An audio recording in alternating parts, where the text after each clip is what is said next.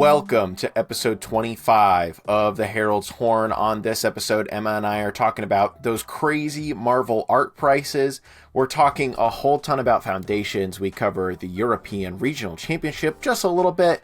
It's a pretty laid back episode. We don't have a lot of news, so we talk about how much we love foundations a lot. I wanted to take a really quick second to once again plug our Patreon. If you're really enjoying what we're doing here, especially the work I'm now doing on the video podcast side of things, then I would encourage you to maybe check out our Patreon. I'm publishing more and more exclusive content as I have more and more ideas for stuff, and there's stuff chopped out of the episodes, little bits and funny bobs, all that kind of stuff, both from our interviews and also from our normal show that just doesn't make it into the final cut. You gotta leave it somewhere, right? So if you're interested in that, I would encourage you to check out the Patreon. It is in the description, the YouTube description, all that stuff. Thank you so much for listening. After the break, I am joined by Dylan and Cam of Play to Win. Maybe you know them, maybe you don't. You should know them. We talk about what they put into their channel, why they have such a unique view of things, why they have such a unique style. It is a great interview. Of course, we also talk about cEDH. They're cEDH guys. I'm a reformed cEDH guy. So we're going to talk about the current state of the format, what people like about it, what people don't, how they feel. That's enough of me yapping. Let's get into the episode. Hello, it's time for the Herald's Horn, part of the One Shot Network. My name is Cal Jones, and today I am joined by the wonderful Emma. Say hello, Emma. Hello, Emma. Emma's here. She is ready to must crush capitalism per her unhanged Simpsons poster behind her. I assume it's Simpsons. It's the scene where Lenin comes out of his coffin and goes, "Bruh, must crush capitalism, bruh." I've yet to frame it because I just have the attention span of a gnat, so it will go up eventually. I get it. Getting stuff up on the wall is kind of tough. It's just like, it's there to remind me that I need to do it, but it's just, I haven't done it yet, and it's been there for like 6 months. I'm sure you'll get there eventually. Love the song.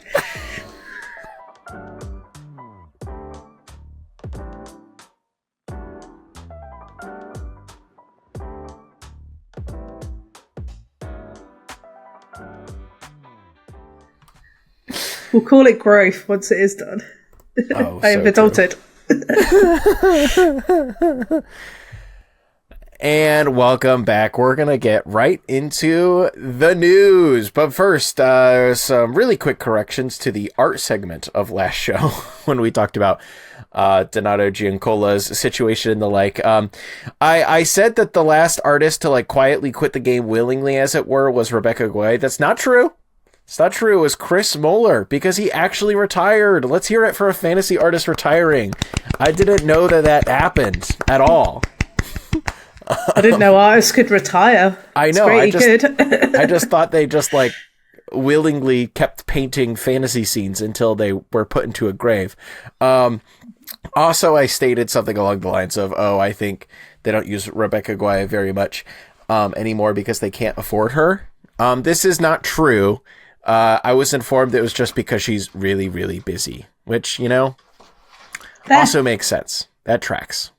So that's it. That's the corrections for last time. That's it. This is we hold ourselves to a very high, serious standard here on the Herald's Horn, as I'm sure you can tell.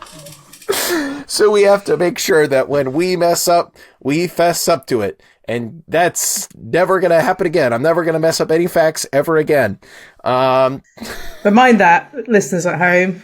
Remind that segment. So, speaking of art, we did talk a little bit last week about art with Donato Giancola quitting Magic. There's a whole conversation about that. Go check out the last episode if you hadn't heard that. I think it's fairly interesting situation, fairly interesting conversation. A big sticking point that Donato and several other artists have had around the proliferation of universes beyond content being in the game is that just because of whatever kind of intellectual property contracts Wizards is signing with, the Lord of the Tolkien estate, AMC, whoever owns the right to The Walking Dead, et cetera, et cetera. up until very recently, all Universes Beyond stuff has been like digital only.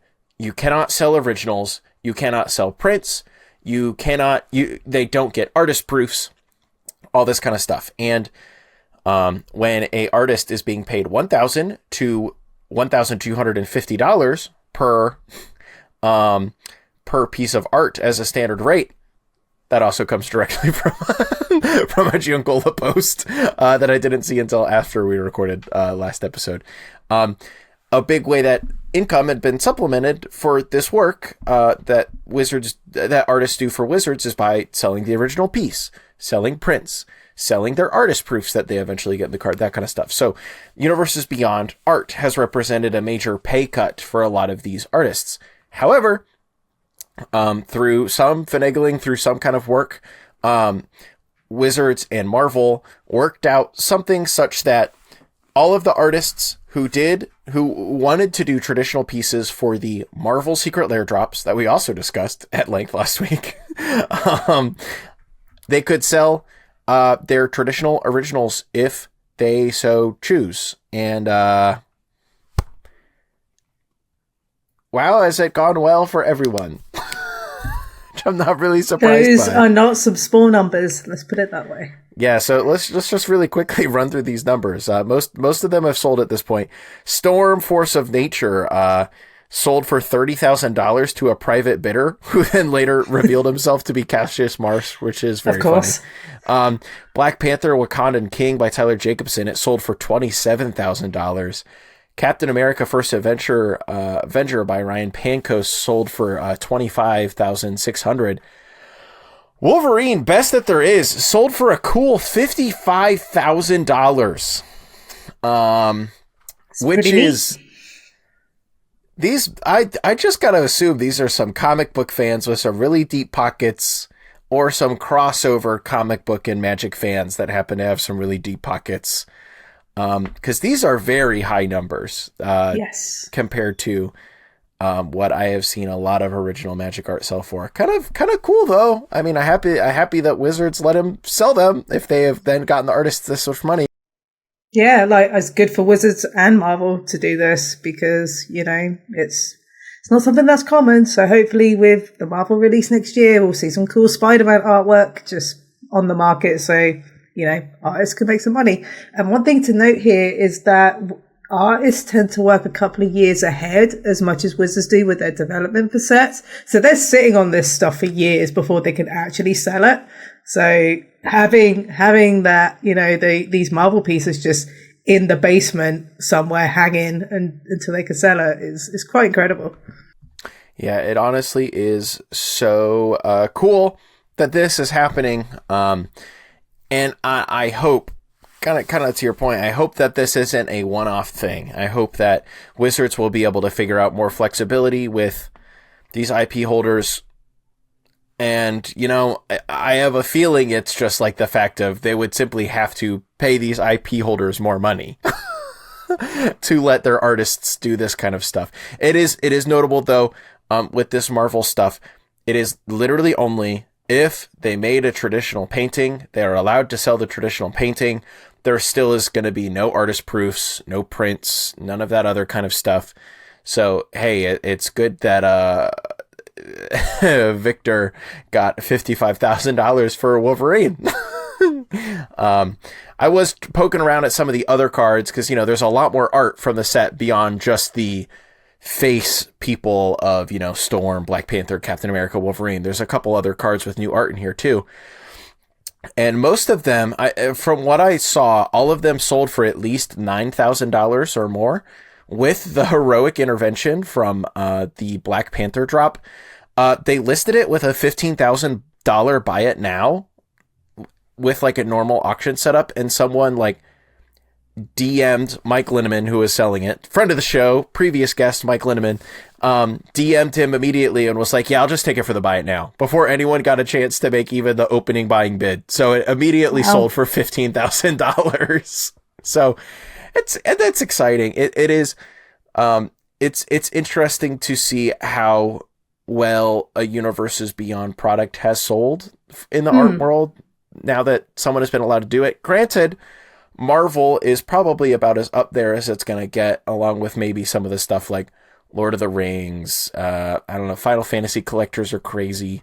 But I don't know. I love to see artists winning. So this was just a fun thing to talk about. I think this is a good win considering how well the Marvel release has gone down in general. Yes, the Secret Lair was a bit of a debacle. The Secret Lair sale was a bit of a debacle. And now we're already kind of seeing the second wave effects of that. I'm seeing a lot of people posting the Secret Lairs that they got. And a lot of the messaging that I've been seeing from people who are now reselling them is like, well, I got this because I wanted to build a Wolverine Secret Lair, but I'm not going to pass up $150 if someone's going to give me $150 for something that I paid $40 for. So yeah. Does anyone want to buy it? Which, that's like, it's not even like scalpers sitting and buying as many as they can and reselling it, which is also something I've seen happen, blah, blah, blah, blah. That'll just happen with a limited product with a high amount of demand. But I feel like when we take another step from that, people who bought the product intending to use it feel like the secondary value is too good to pass up, such that they will give up using it. That feels like a real, yeah, to me. It's not great. So, Emma, tell us about your resale plans for all of your Marvel Secret Lair cards. I didn't buy any of them. No, me either. I couldn't get in the queue for a start, and secondly, I'm not interested in Marvel, so the cards look cool, don't get me wrong, just Marvel's not for me. So. I like am not really that interested in Marvel myself either, but I was like, Storm looks like it would be a really cool cEDH deck, so you know, I was tempted for that fact alone, but it's not now. It's in the camp for me of I'm glad this exists for someone to appreciate. This is not for me, and that is absolutely fine. I know that is very well reasoned, and I'm sorry, but that's how I feel a lot about Universes Beyond. Emma, you really always bring the most level-headed, serious takes to this podcast, I feel, and I really appreciate that. I'm sorry. Dad isn't here this week, so he can't counteract the seriousness with Skiddly Toilet. We did get we'll be talking about an email we got from someone later today, later in the episode, but an email that we got that we'll get to in a later episode did say 10x more Skibbity Toilet content, please. Was it from Dan by any chance? No, it was not. It was not from Dan. That would be funny though. Dan secretly emailing in, hey, wasn't able to make the podcast this week. Make sure to talk about Skibbity Toilet though. Oh, we've done it. They've influenced us. Well, okay. Cool that their Wizards has finally allowed a little bit of selling of Universes Beyond art. I would personally love if they continue to let artists do this. Or, a secret second option of them raising their base rate for all of their art to like $2,000 or something, rather than it being $1,250. But since it was just raised for the first time ever from $1,000 to $1,250 earlier this year, when it had been set at $1,000 since the late 90s. So low. Low. I would personally agree with you. I have no idea with art commission rates, but from writing content for places, that feels really low.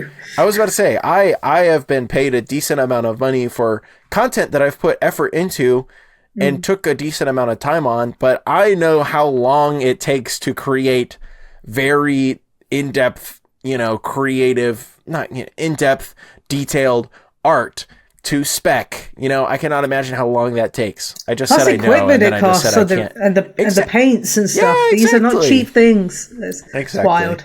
Which is why I think that the market has been subsidized for a very long time by the reselling, the prints, the playmats, all that kind of stuff. So it's not a surprise to see artists frustrated by that dropping out from out of them. But hopefully it's here to stay a little bit.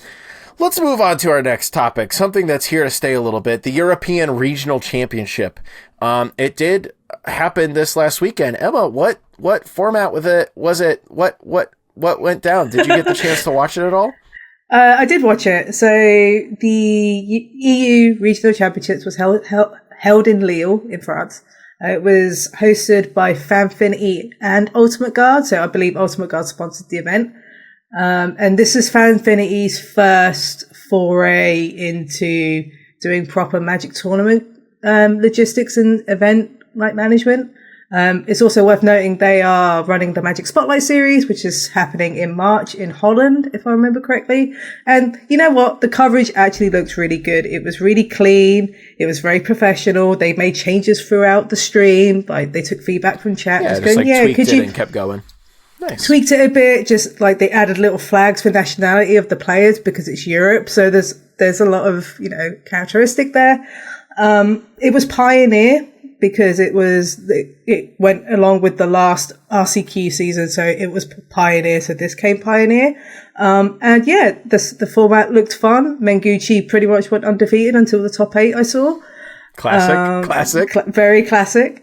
I think Depra, JED, was also undefeated on day 1 or close to it. And yeah, Pioneer seems to be in a really good spot. There's a lot of good diversity. This was before Foundations kicked off proper, so we didn't really see any Foundations cards. But you saw a lot of strategies refined and come to the fold. Stuff like Jund Sacrifice and Golgari Food in particular did really well. It always feels such a little bad when we have stuff that pops up like this. Yeah, like Pioneer's in a great spot right now. Okay, let's not look at Pioneer for the next 6 months. But when you have 3 major formats that you're trying to focus on, I guess that's just kind of how it happens. I guess we're going to have to wait for Spotlight Series, Pioneer. It's going to be seasonal because that's just the way these things are. And considering Wizards want to push Standard, which is great. But if they're pushing Standard, it means they can push Pioneer in the same way in the future because they'll have this really good air quote foundation from Standard that makes Pioneer better too. So yeah, the actual coverage was great. It was all the Ultimate Guard people. We had Gab the Thief, Arnie, all just doing commentary, which was really good. Very high quality stuff. I'm a little bit worried about the trifecta in Pioneer of Thoughtseize, Fable, and Fatal Push still being pretty good and evergreen. It's if you slam those 3 cards into a Rakdos and then do whatever you want. You can technically add a 4th now because you've got Unholy Annex from Duskworn, which is also becoming really good. Saw a lot of play over the weekend in Rakdos Demons. Saw playing the Sacrifice Food decks. There was a couple of mono black decks. We saw it a ton in the Standard World Championship too. Right. Yep. And it's at what point do we have a conversation about those 3 cards and how evergreen they've been in the impact of Pioneer? It was very good in the Rakdos Vampires deck, where Sorin got banned because it just had all the tools it needed to deal with the problems and then have this show and tell style win with Vein Ripper. So yeah, don't get me wrong, Pioneer seems to be in a really sweet spot right now after all the RCs and RCQs before it that weren't that good. The format wasn't really sold, but it feels like it's got its momentum. And now the second it's got its momentum, it's actually, we need to push Standard now. So the timing kind of sucks there. I get the frustration. Yeah, I get why they're pushing Standard too, because it's the format that's Magic now. It highlights the most recent sets. It's the easiest for people to get into, but I would have loved to see a little Pioneer momentum rolling. I expect there to be some Spotlight Series for Pioneer to make up. Oh, definitely. Yeah, we don't actually know many specifics about the actual plans for Spotlight Series stuff beyond the first 1 or 2, right? Yeah, so the one in Atlanta, which is the first week of January, that's Standard. Mm-hmm. And the first one in Europe, which is in March, is Modern. But that's all we know. Gotcha. So if we are going to get a Pioneer one, we're still gonna be waiting a minute. Yeah, I'd be very surprised out of all the 8 Spotlight Series that none of them are going to be Pioneer. That is extremely low. So I'm expected to see 1 or 2 be Pioneer. One of them in the US at least. Definitely. And let's see. And I know that Star City Games did just announce kind of their next range of events, where they'll be and stuff past this weekend's SCG Con Columbus. Woo! Also Standard, by the way. Also Standard. I know. I really wish I had a Standard deck right now. I really actually I kind of want to get into the format. I've got a Wheel of Fortune on my desk burning a hole in my pocket that I think is going to turn into a Standard deck. Nice. Ross is going to make the trip up and play some Standard, which is not something Ross would normally do. He's normally a Modern gamer and a Pioneer gamer. He's also pretty excited about it? Yeah, he's like stoked. He's been so. Side note, I'm going to also side hustle here because it's my husband.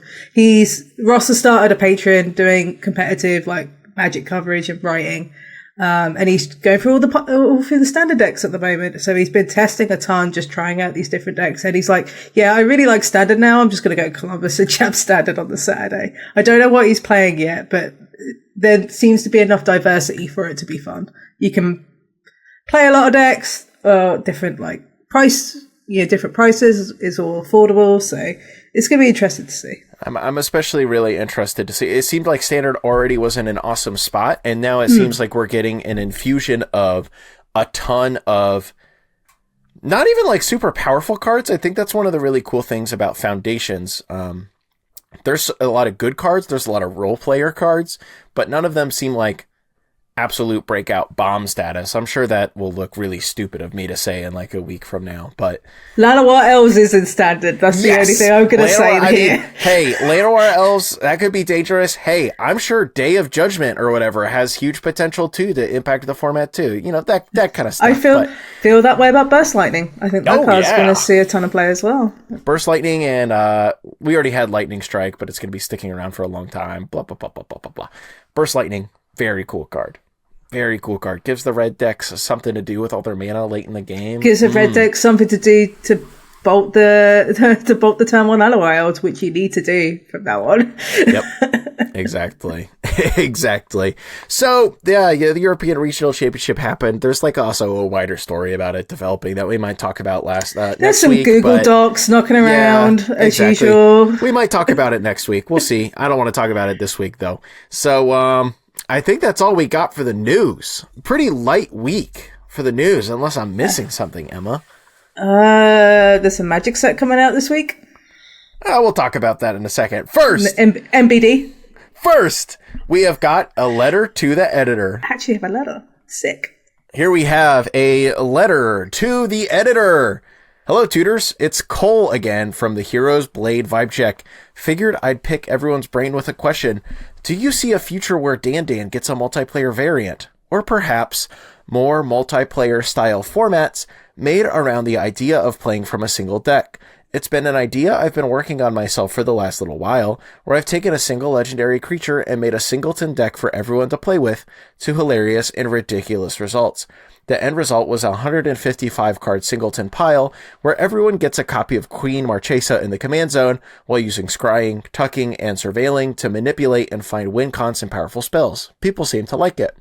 I feel as if Magic continues to offer game designers opportunities to create their own Magic format, in quotes, that requires low investment on anyone else's part, simply because you can make your own unique experience and bring it with you wherever the gathering is. Cheers, Cole. Thank you for writing in, Cole.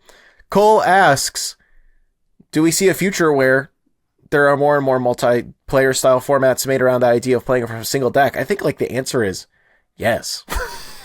A comfortable yes. Yes, definitely a comfortable yes. Probably not like multiplayer Dan, because that sounds like a heck of a thing to figure out. But I see, just to kind of use an example, in my recent adventures going to MagicCon Vegas and that kind of stuff, I have seen more and more people having more and more of those, even not even necessarily multiplayer, but like 2-player, 4-player experiences where one person just has one deck and everyone does stuff. It was Pleasant Kenobi, Vince, I got to play his party box, I think it was called. Oh my god, you played the party box. I played Vince's. What a nightmare of a thing. It's great, but it's a nightmare. It's random as hell. Yeah, the party box that Vince brought, which was like a massive pile of cards that everyone shared, and it was pretty much just like as many wacky Magic the Gathering cards as possible, along with cards that weren't Magic cards. There's Pokemon cards in there. There's Digimon cards in there.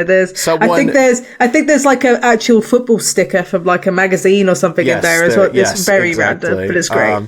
And then there's also like cards that are backwards, so you just see the Magic back, and those you can play as like a wild card, any card that had not yet been cast that game. So I was just like, yeah, pay 2 mana. This card I drew is a Time Walk, and everyone's like, yeah. It's just stuff like that. And the rules. Exactly.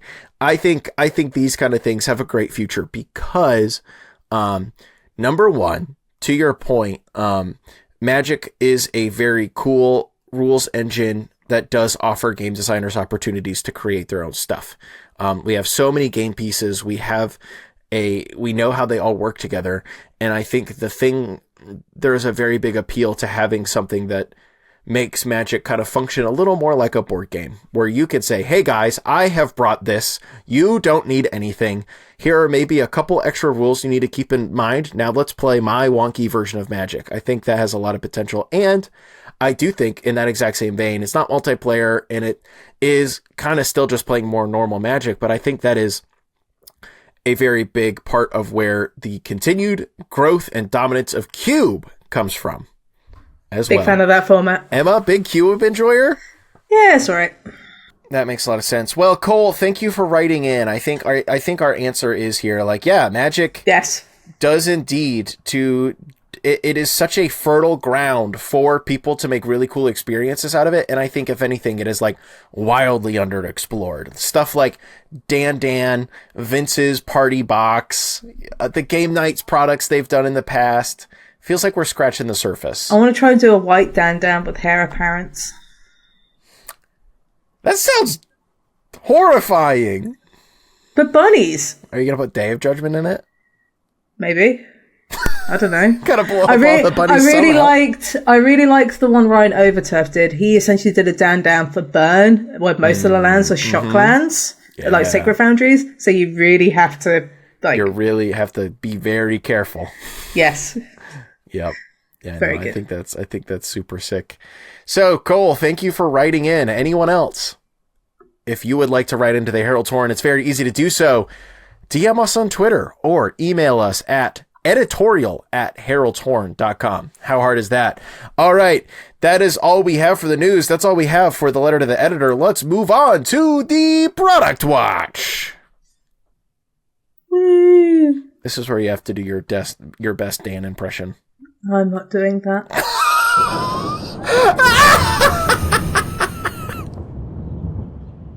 Welcome to the Product Watch, the part of the show where we talk about all of the Magic the Gathering products that are coming down the pipeline. Usually this is like a little sarcastic little bit of the show where we slightly complain about how many products are coming out, but man, I'm excited this week. Foundations is here. I've been waiting for weeks, months. I've been talking about how excited I am about this set, and man, I got to finally play it this weekend. I went to 3 pre-releases, 2 solo, and then 1 two-headed giant with my wife, and they were all a blast. Part of that was because on day 1, I did go 14-0 in games. Nice. That would do it. Yes, I went 14-0 in games, and then said at the second pre-release, I was like, it's the 3rd round. It's 11 p.m. I'm going home. Gross. It started at 8, yeah. Yeah. Black was really good. All my decks had black in it, really good color. But I think I'm ready to call this set my favorite of the last decade, which I know is a really big accolade or what have you. But I agree can talk with you about there. why. But yeah, you agree with me? Your favorite set of the decade as well? So I haven't played any of it because I was sick. I had bronchitis, so I couldn't play pre-release or anything like that. I think it's in my top 3 best standard releases for Magic in the last decade. It's probably number 1. The reason I think of this is just because I have been begging for years for Wizards to give a introductory product that I can help people get into Magic. Not only to help sell it via TCG Player or whatever, but literally when people come to me, oh, I want to learn Magic, what's the best way to play it? And it's Arena, the tutorial, and then you're just sucked into that system where that economy is just not great. It's not a good experience. Where if you have something like the beginner box, which is fantastic, I recommend picking one up. It's just a really easy way for people to learn Magic. I equate the beginner box something very similar to a board game you have on your board game shelf. It is that kind of product that feels kind of evergreen, and I think it's just something you should just have sticking around, even if you're an enfranchised person, because you might get the odd friend who just comes over, just wants to learn Magic. And the beginner guide is really good. You start at 10 life as opposed to 20 life, just to give you an idea how things work. Game moving. Keep it moving. Make the game moving, like, straight away. It's really good. And also, I think the biggest thing I love about Foundations is the timing of it. Considering we've had all this stuff about Marvel and the universes beyond being standard, and, you know, this sort of like brandification of Magic in a way, where Foundations just feels like a breath of fresh air. It is a complete reminder of what Magic used to be, like the core set aspect of Magic. And it's just really refreshing to just have this pocket of Magic that is not relevant to universes beyond or any branding. It feels very authentic, if that makes sense. I hate using that word, but you get where I'm coming from, right? Yes, definitely. And I think a lot of my feelings are basically like 1-to-1 to yours. Like you said, authentic. I think that's very much the case for me. I posted something akin to this on Twitter. I was like, yeah, I this is my favorite set of the decade. And then Vince, wow, mentioning him twice in one episode, PK was like, why? And I was like, okay, this feels kind of like a cop-out, but vibes? It's just like, it feels like Magic a decade ago when I first fell in love with Magic, which Magic has not felt like that in the time since. However,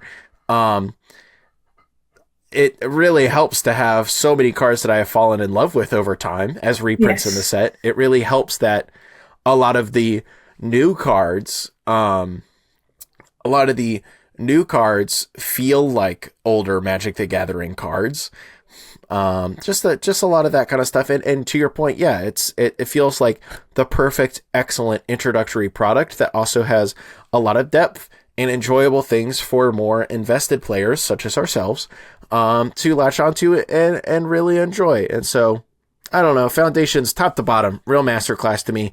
Some of the art is a little iffy. I have some of it's fine. I mean, yeah, but if that's one small quibble I have for a very large set. It's bigger than normal too, right?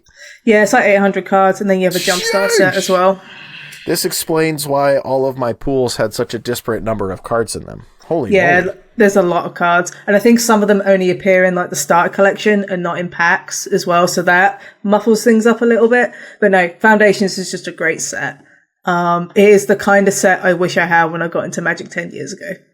Magic player Emma, come into the conversation right now. I'm a little jealous people get to learn Magic through Foundations, because that would have been so useful to have when I first started. And you're also going to get good content around Foundations, and it's all introductory stuff. So learning Magic is never been easier thanks to this product. So I'm really excited to see more people get into Magic, because it is the best game in the world.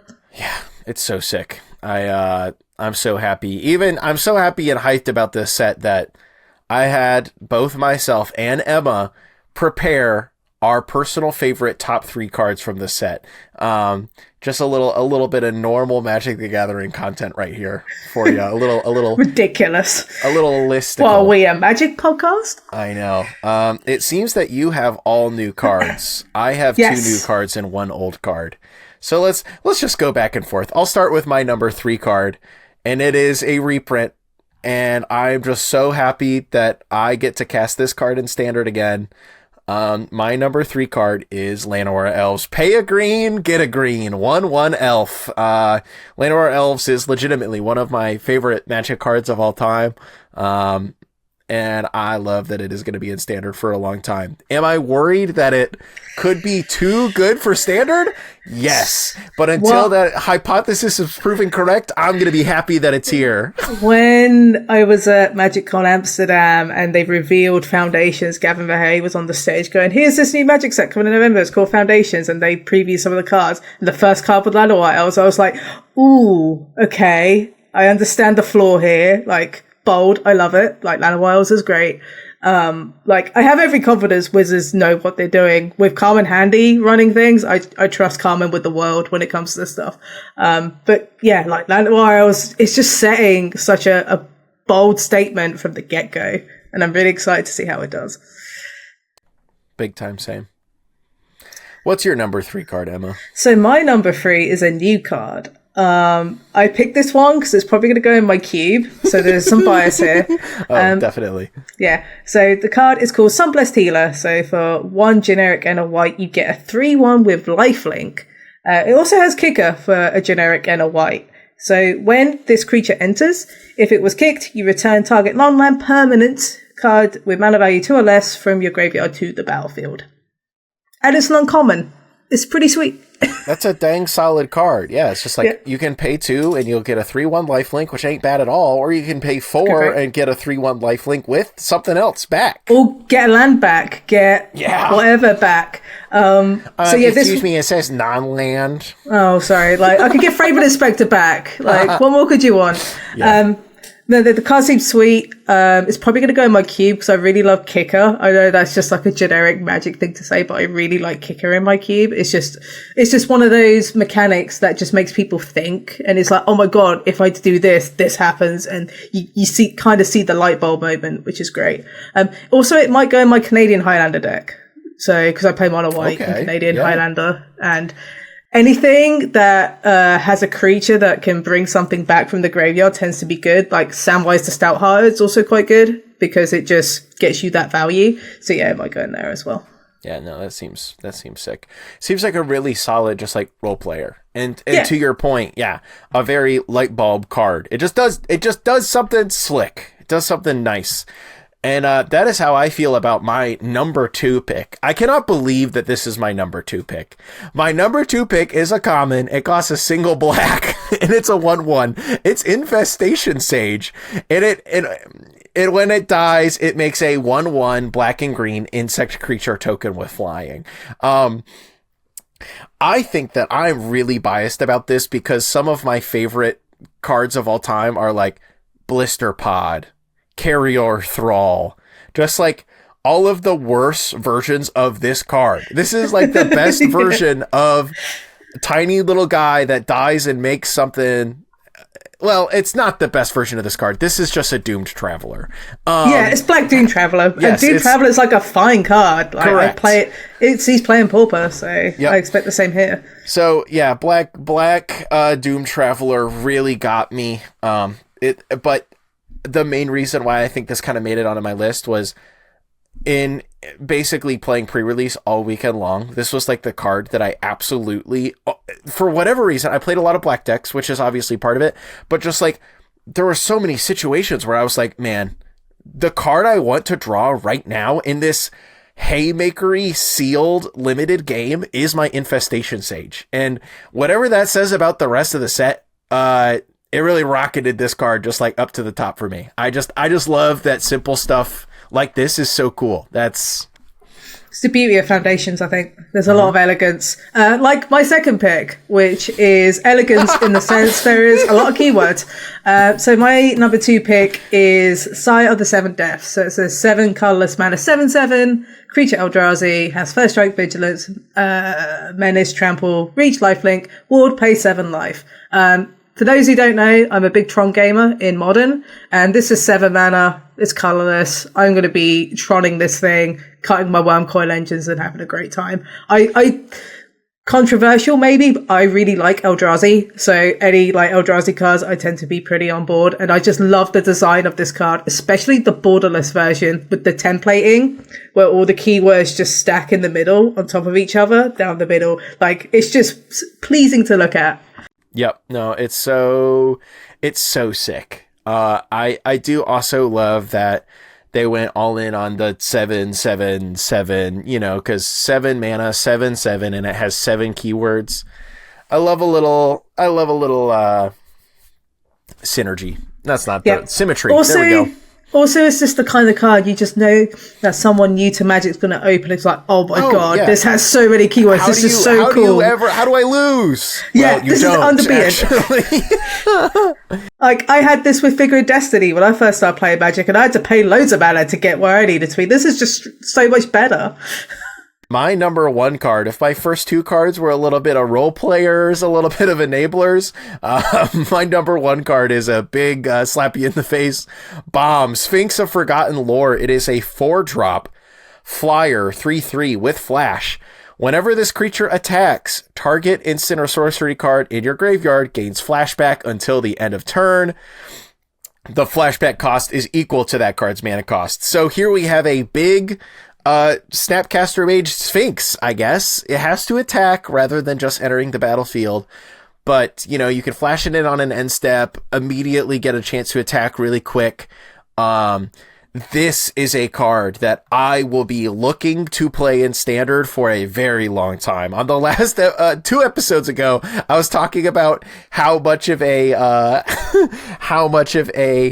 torrential Gear Hulk enjoyer I was for the entirety of the time it was in Standard.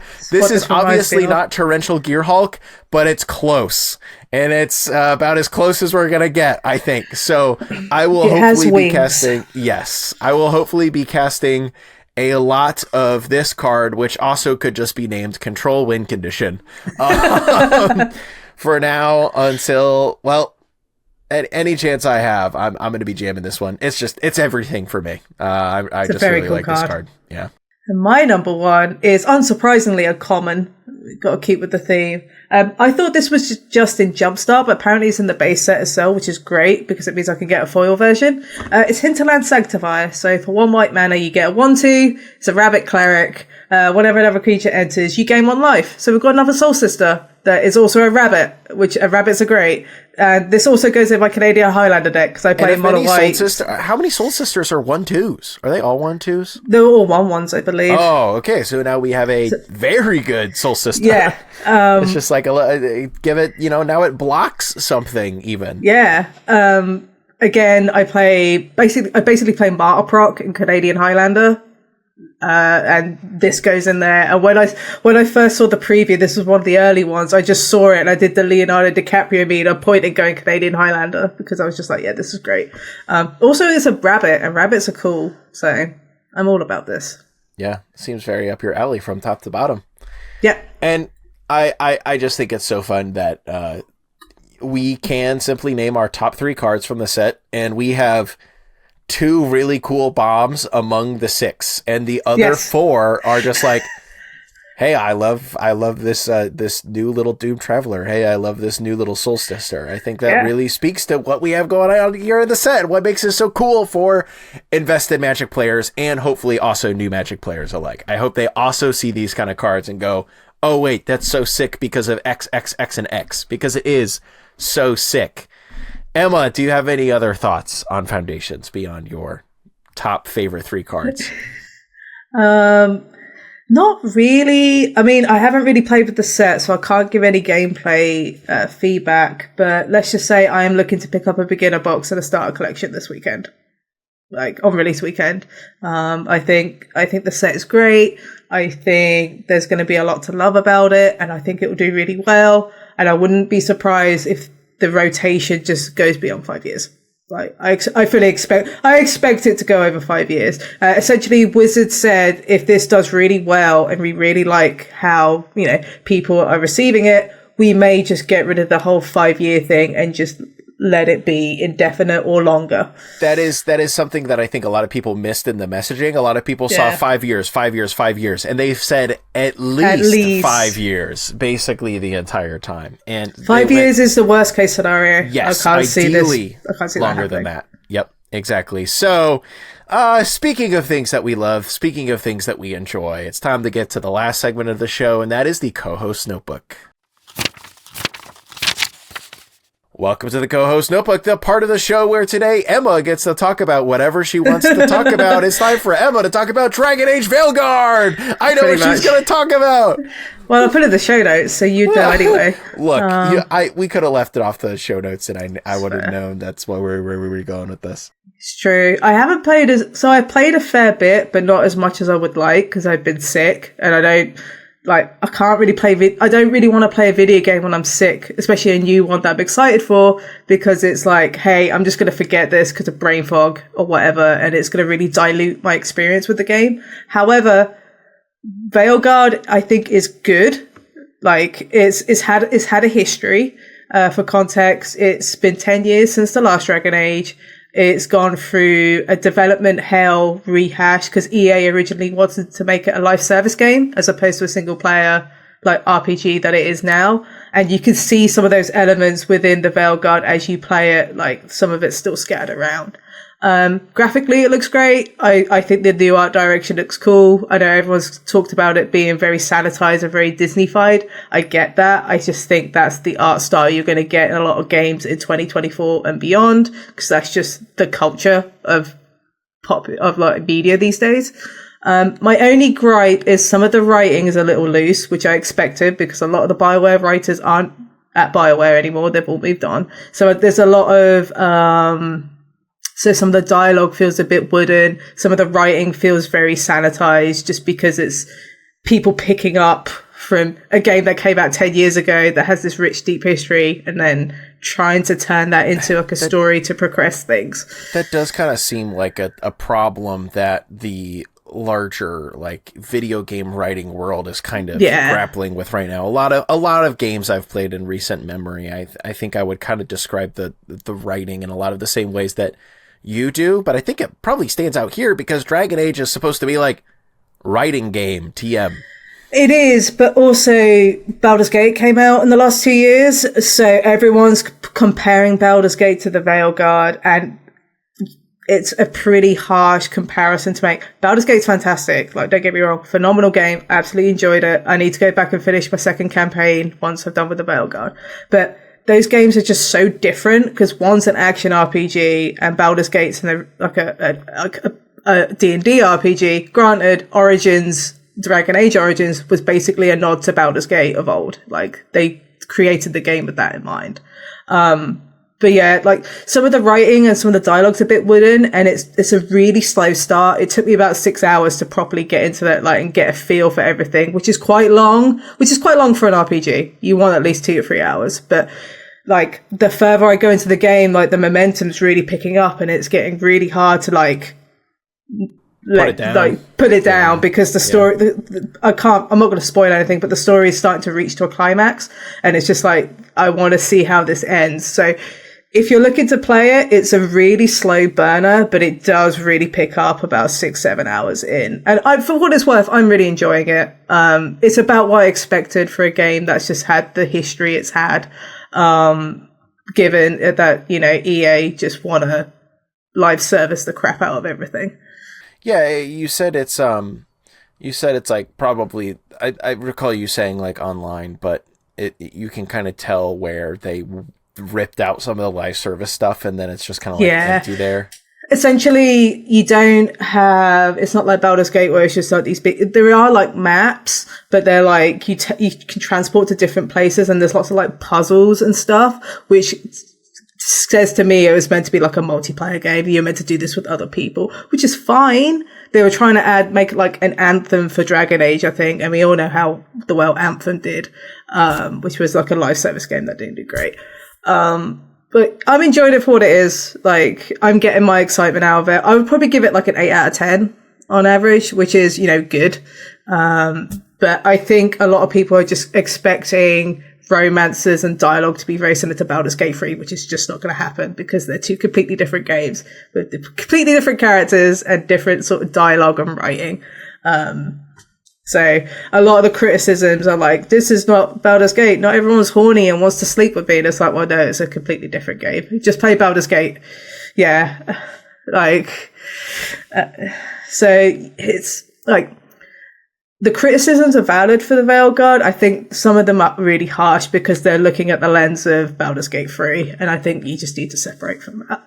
Yep, that makes a lot of sense. Well, Emma, I'm glad you're enjoying it. Maybe I'll have to look out for it on sale. I've enjoyed some of the other I recommend holding out. I recommend holding out on the sale. You can play it without playing any of the previous 3. Mm-hmm. However, if you play Inquisition, I think that gives you a better idea of what's happening. But Veilguard does a good job of like filling in the gaps, like, because the Veilguard was created for new players. Basically, they're trying to bring more people into the franchise, so it's a very clean sweep, let's say, to stuff like that. Well, that's all we have for this episode of the Herald's Horn. Emma, do you have anything else to leave our listeners with? Take your vitamin D tablets because it's getting really dark. You know, that's a great point. I need to put them back on my desk. I put them back. I put them away for the winter. I ordered some yesterday because I found out until yesterday where I live in England had 1 hour of sunshine since November. That, I don't know how you do that. I live in a pretty cloudy, pretty not bright city, but not that bad. Yeah, it's been bad. And I was like, man, I haven't got my vitamin D supplements, so I just like ordered a ton because it's just like, I need to have these for the next 4 months. Yeah, definitely. Well, you heard it here, everyone. Make sure you are taking your vitamins. Stay happy, stay healthy.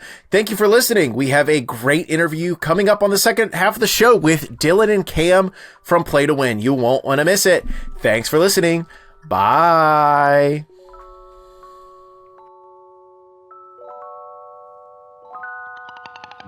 Hey there. Thanks for listening to this podcast episode.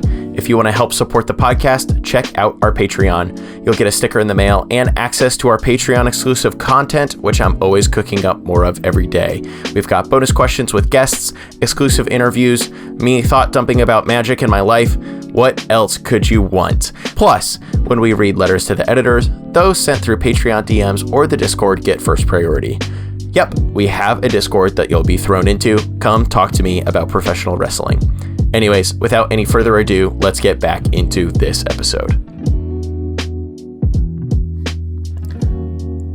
Welcome to the interview half of the show. This week, I am joined by Cam and Dylan of the one and only YouTube channel, Play to Win. They are focused mainly on cEDH gameplay, but of course, they also have the Play to Win podcast, where kind of in their own words, they talk about whatever they want to talk about for Magic that week. It's usually some kind of cEDH related topic. Cam and Dylan are awesome guys, and they are making really sick stuff. I wanted to pick their brain about how they go about thinking the stuff they make for Play to Win, because they have a very obvious creative direction.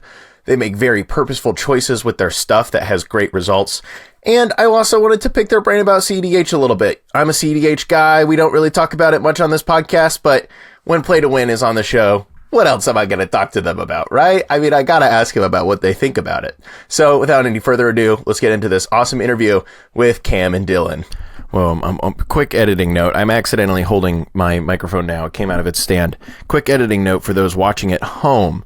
If you're paying close attention, you'll notice that partway through the interview, I start having a very blown out camera. And you'll see me using my hand to quite literally block the sun that was unexpectedly coming through my window. I usually record these things around the same time, Monday, Tuesday, Wednesday, around 3 to 5 p.m. And that's never been a problem for me before, but that's because I haven't been doing it at this time of year ever. And also, it was daylight savings time. It just happened. So the sun was literally at a different spot in the sky than it usually is. I guess I need to get some blinds for my office. So apologies for that. Can't really fix that one in post. Thanks for watching. And welcome back. Today I am joined by the one and only Dylan and Cam of Play to Win. I already introduced them. You already know all about them. Dylan, Cam, thank you for joining me here on the Herald's Horn. Thanks so much for having us. Yeah, this is great. I'm glad that you're enjoying yourself. We'll see how long Dylan is enjoying himself. He's roasting to death in his office. Yeah, I have an upstairs attic in an old house, so no fan right now. I'm sweating, but it's all right. Me too. I can't turn on my I can't turn on my air conditioning unit. We'll see how long I last. Yeah. All of a sudden, the podcast just gets cut short. Then, yeah. Dylan and Cal both overheated and could not continue anymore. Well, I'm sure listeners who are listening are already quite familiar with your channel, really? Play to Win, a cEDH-focused gameplay channel and podcast. Would you say that's a fair framing? Yeah, that's pretty much all we do is those things. And then we have a couple of shorts where we talk about some other stuff. But yeah, main thing, gameplay podcast, that's the big ones. Okay. And then it's you two, and then there's more, right? Technically involved in the channel. It's mainly you two. You guys are the two full-time guys. Yeah, it is a little bit confusing, I think, because we don't explain it all the time. But yeah, Play to Win is Cam and I. That's us. We're Play to Win. Okay, it's gotcha. We have like a business that's like in our name, and that it's our job and stuff. And then we have our friends who are Tyler, Brandon, and Nate, which we pay them some amounts of money to play Magic with us on a couple times a month basis, basically. What a bad gig. Yeah, it sucks. It sucks. Yeah. But they're more or less, they're like part of our team. But as far as like decisions on like what merchandise looks like and how often we film and scheduling. All that's like too. Cameron and I. Yeah. Yeah. For All the sure. business decisions. They get to come around for the fun stuff, and then we get to hang around for everything else. You guys get to do all the very fun video editing and sending emails and Oh yeah, the hounding glamorous people for things. invoices. Yes, exactly. The things that when you daydreamed about what this job was like growing up, all the stuff that your wildest fantasies that you dreamed of, like sitting in your warm office as you're Right. Yeah. That's all waiting Cam and on- I. Yeah. that's all us. Yeah. Makes a lot of sense. Well, I wanted to have you guys on. I try to have a unique and interesting thing to talk about with every person who comes on the show, besides just them, because people are interesting, but there's a lot of other Magic the Gathering shows about just the people who come on. So, oh, yeah? No, that sounds great. appreciate Yeah, that. I'm Yeah. down to talk about whatever you'd like. Yeah, let's do 10 out it. of 10. I don't need to talk about myself anymore at all. Thank goodness. Holy moly. Look at this, a humble king. No, so we are going to end up talking about you guys a little bit because I have a feeling that both of your personalities funnel quite a bit into what I wanted to pick your guys' brain about. Setting the table, for listeners who may not know, Play to Win has what I would say is a very unique and very stylized presentation, vibe, treatment of their gameplay, and many other things in that vein compared to other gameplay channels. Would you say that's the fair interpretation? Yeah, I would say, yeah, I think so. There is like definitely been a vision from day one and stuff that I've liked to see in videos. We've grown and done different stuff, but there has definitely been like a tone that I'm trying to go for, which for us is just like quick paced and fun. Like that's our whole goal is to make people feel like they're at our tables, that we're talking to them like we're normal people, like they're normal people, which is what the situation is. Like my favorite part about Magic is like watching over my friend's shoulder and watching them play the game and making fun of their decisions later on or something. And I feel like you get that vibe from our videos, or at least I hope so. That's that's part of the vibe, the main thing that we're going for, I feel. Cam, and what do you bring to the table? Certainly not tight Magic plays. I'll tell you that. A good target. I'm kidding. No, while Dylan handles everything like gameplay related, I handle everything that's like the Play to Win podcast related. So I do like all the podcast editing, plan out those shows, all like the shorts that are like the back and forth of us in the podcast. That's all me. That's more modeled after. You ever see the Backyard podcast? Is that what they're called on TikTok? Just two dudes sitting across the table from each other talking, and that's basically what I've tried to model the Play to Win shorts after. That was for sure a big inspiration. Yeah. Just two dudes. Just two guys. Dudes. Yeah, just just two guys. dudes. Yeah, and one of them yapping. says something a little ludicrous, and then they just run away with it from there. Yeah, so. and then they just have fun.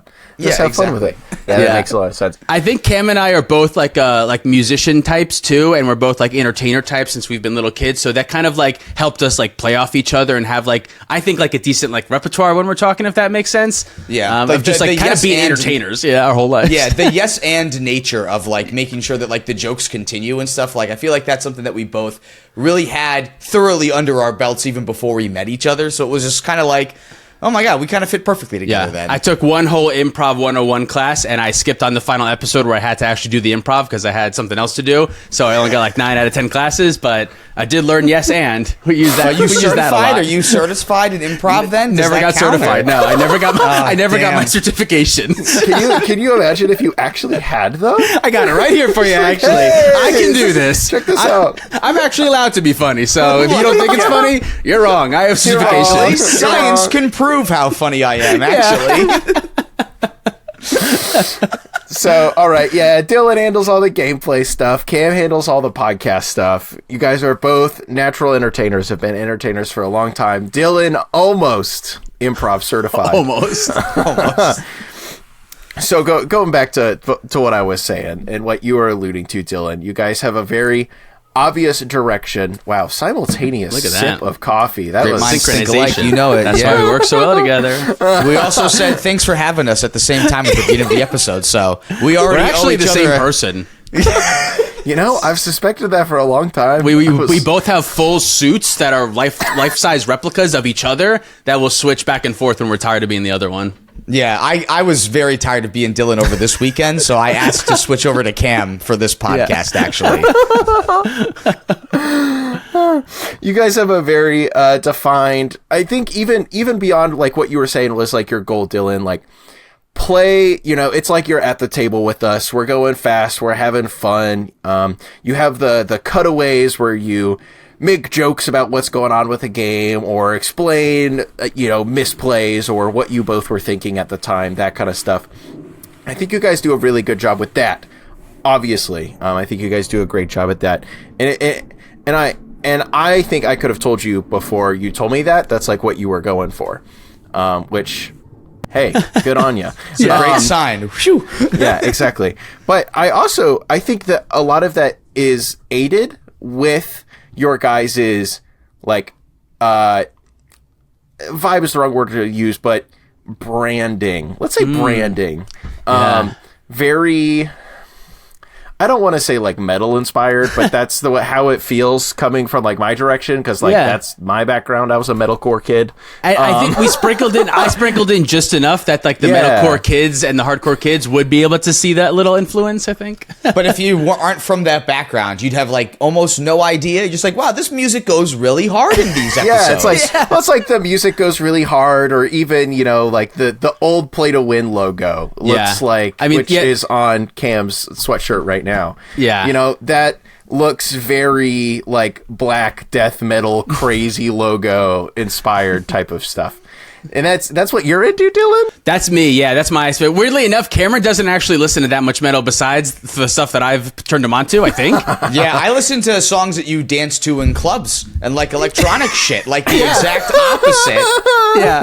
Full 180. Very different. Yeah. Okay. Which I always think that if Cameron and I did meet in high school, I think I probably would have been able to get him into hardcore music earlier. I could have gotten him into like math rock or grindcore. I think I could have gotten him into like some very techie stuff, and I think he would have gotten into that and then gotten into metalcore, but we didn't meet until like after high school, so I never got a chance to plant those seeds early enough. Yeah, couldn't brainwash me into that side of things quite yet. Not yet. Yeah, That makes a lot of sense. Okay. I suspected it was all Dylan. That part of it was all Dylan because, Cam, I could tell you didn't have that metalcore kid in Was you. it the no tattoos? Tell. Was it the no tattoos and like being the only Play-to-Win person without tattoos? I'm a big metalcore kid, and I until recently had no tattoos. But now you have one though, so now I have to use it as an identifier though. So. Well, you could be like a very like straight edge metalcore kid, maybe. I guess that's true. Even at the beginning of the channel, my hair was also very short. I was like very, very like cookie cutter white dude kind of look that I had. And you were getting a lot of Matt Damon comments also, which I did. With shorter hair, you look a lot more like Matt Damon, I feel. I don't get that anymore. No, I don't get any of that anymore. Now I got told the other day I look like my dog, so there's another full 180 for you. Yeah. Dylan, you said from the very beginning you wanted this very specific vibe, this very specific thing. And you said there's been things that have been there the whole time that you think help accomplish that, and there's been stuff that you've tried and stuff that have gone away. What do you think are the really big hallmarks that you guys have done that have, made Play to Win? Because there's a lot of gameplay channels out there, and then I think you guys have your own style of video that stands out. Thanks, I appreciate that. It's the metal music. It's the metal music is what it is. Yeah, it's hard to truly say what it is. It's hard to pinpoint it, right? There's a ton of things that I think that are important and maybe other people don't. I think a big part of it, weirdly, is like I've been making content for a long time. I've been making content since I was a little kid. I had like a tape recorder when I was a kid. Me and my friends would make movies and stuff. I made in high school, I made music videos for my friends. So I've been making content for a long time. And I think that leads to like a lot of inspiration. And as I get older, the more I look at like creativity, it's just like being able to use as much inspiration as you can and funnel it into something like it's like a little bit different. So for Play to Win specifically at the time, I was seeing a lot of other cEDH channels pop up. Like Casually Competitive had just appeared. Playing with Power was doing a lot. Spike Feeders, Laboratory Maniacs, like there was a couple of them, and I was playing a lot of cEDH, and it felt like it was like a very good time for some reason. This was like in the end of 2019 where like cEDH was like really booming. So it felt like a really good time. And since I have like experience making content, once I saw Casually Competitive come out, I was like, I think I can do this. If these guys can do this, I can do this. Like I just need another partner. And I've worked with a couple other people before, but I was never able to find like a partner that one gelled with me well enough, but two was like like able and willing and had enough time to devote their whole life to content on a whim. Yeah, and to then also just like go in as hard as you were wanting to. Yeah, because like I was very kind of specific with Cam. I think in the beginning is like we have to do weekly content. It has to come out every Sunday, no matter what. That could never change. Like from all of my little amounts of experience, that's like my one takeaway. Every other week does not work. Doesn't work. It's a nice ideal, but if someone can't find your stuff every day at X time, then not every day, but every week at the same time. Then. If you're like a revolutionary talent like Ristic Studies, and you can post videos whenever you want, and it's just like so incredible. Who cares? It's 3 p.m. on a Tuesday. Whatever. It's done. That's one thing. The entire internet does not shut down when a play to win video gets posted the way that it does with the Ristic Study videos. So exactly. It's a little different. So working on that consistency and like getting into people's routine. Like for me, like this sounds like kind of corny at this point, but like the gathering has always been like the fun part of Magic. So making sure that like I was like in their Sunday morning routine, like our videos came out Sunday morning. That was also part of it. Like while you're eating breakfast with your family, you can watch Play to Win. I thought that was kind of cool. And like getting that aspect of like, I don't know, just like community and gathering involved in our videos. I think that was kind of crucial. And then like, I think I mentioned also like the specific cEDH creators, but also like the Command Zone also was like a huge inspiration of like those cutaways. I kind of like that from like when we do the cutaways thing, that is heavily inspired by them, with also mixing like the YouTube reacts videos from like the early 2000s. Like those were a big style of videos of just like people reacting to content. That's what ours is, because I think that content is funny and it's like easy to watch. You guys reacting to your own video. Right. That's what our narrations and our cut in it is us just reacting to it. I never put that together. That's what that is. We always say, let's come over and record narration, and I just call it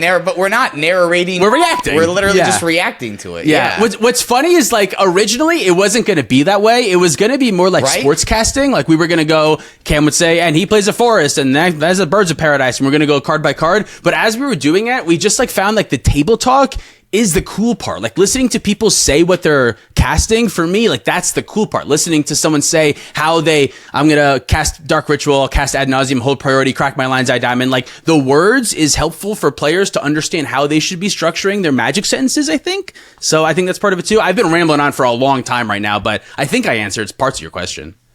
I think you did. You can ramble as long as you want, Dylan. Okay. You have so many more thoughts. I can feel it. I stopped listening to you after I realized that we were reactionary. So. I was like, wow, I've been a reaction YouTuber this entire time. He's having like a crisis now. You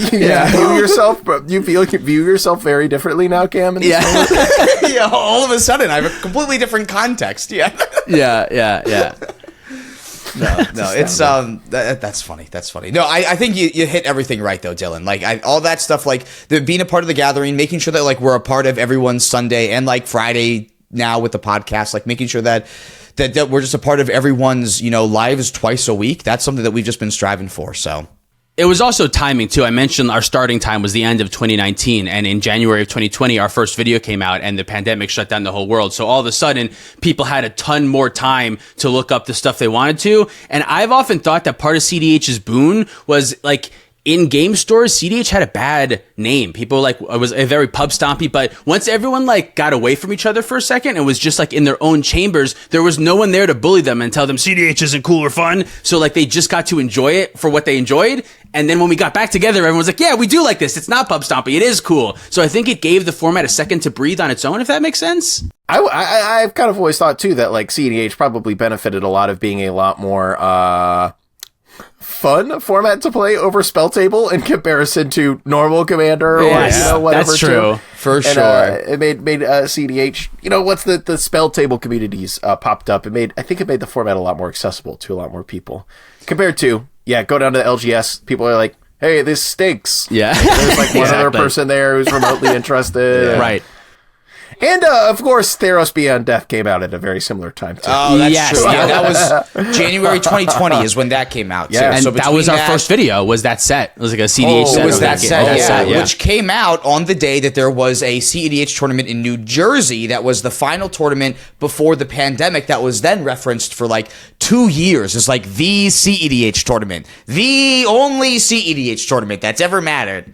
Tatiova won. Like Heliod was in the top 4. It was a really weird pod looking back at it, but I was at the tournament. You were at the tournament. I couldn't make it. No, I was at that tournament, and I was telling everyone, "Hey, I have a new YouTube channel. Go check it out. I have a YouTube channel. Go check it out." Watch my YouTube channel. Yeah, it's called Play to Win. Where we play to win. Exactly. And then I think we also posted on like the Reddit, like the cEDH Reddit, and I think we caught everyone's eyes on the Reddit right in the beginning. And now we don't post as much on Reddit anymore, but that was helpful in the beginning too. It was fine for a jumping off point, and I'm not going to say anything else about Reddit for the rest of the day.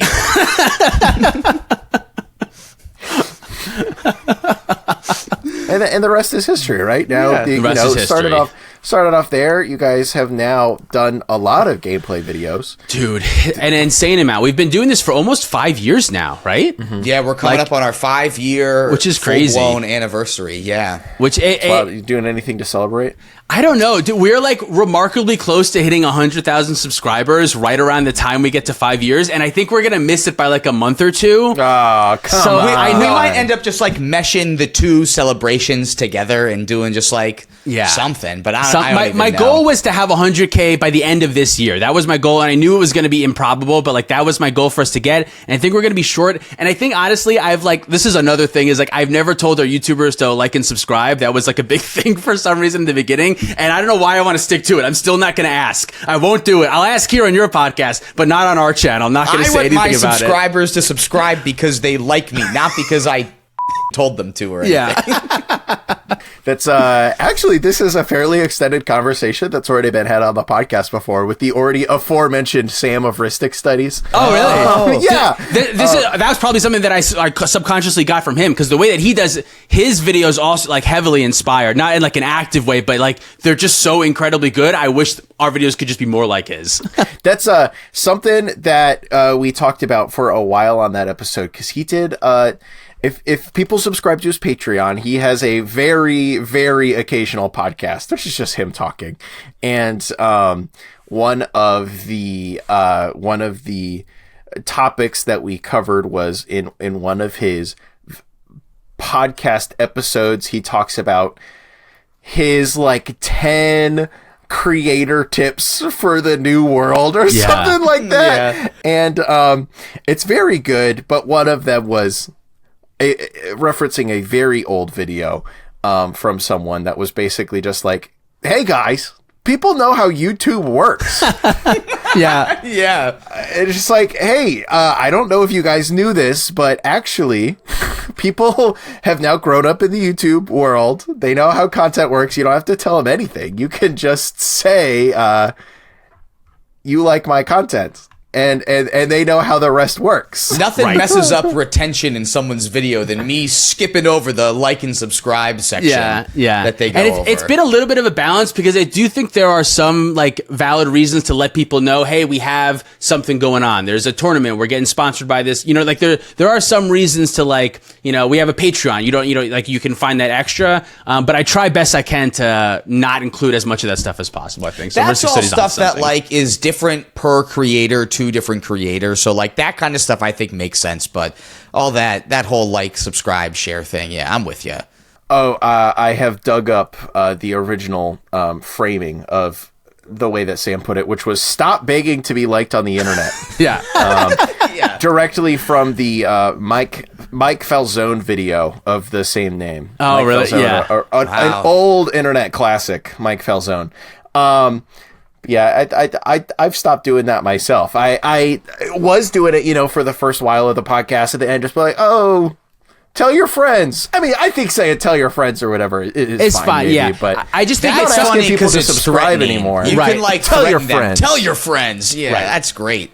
I think the best way to do it is if it's something that is like outside of what your medium is. Like if we want you to go somewhere else, we want you to go to the Patreon or to go to our merch or to go somewhere else. I think sometimes it can be valid, but I'm also always looking for reasons to say less about that stuff, I think.